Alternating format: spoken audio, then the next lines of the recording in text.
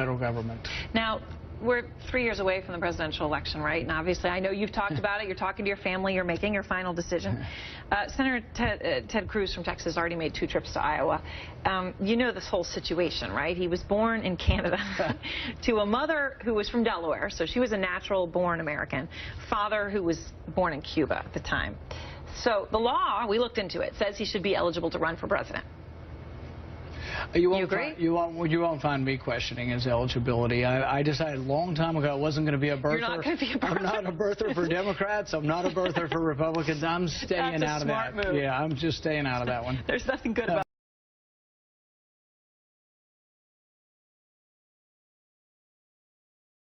joke. I mean, the thing is the one thing that I think is striking is you may be aware that some people thought the president wasn't a citizen. Yeah. And this went on, and there was an entire movement.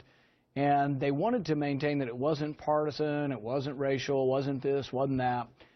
But then when they actually have someone who is actually born in another country, I haven't heard a peep from any of the same people. In fact, the people who led the movement are now seem to be completely fine, not with someone who actually, as the president was born here in the United States, someone who actually wasn't born here, not a peep from anybody. So I am the first Republican to say, you know what, there's been a double standard on the whole birth issue. I don't know the answer for Ted Cruz. I think it will be raised, maybe.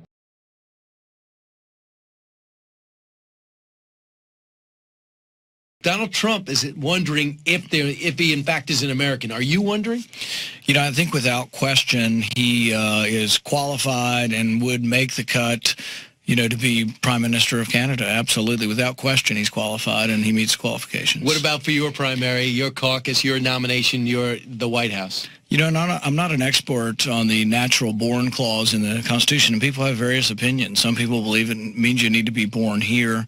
Some people believe it means that you can be born in another country as long as your parents are a citizen. And so we've had some previous cases of it, but I don't think we've ever gone through the court system for the Supreme Court to decide one way or another.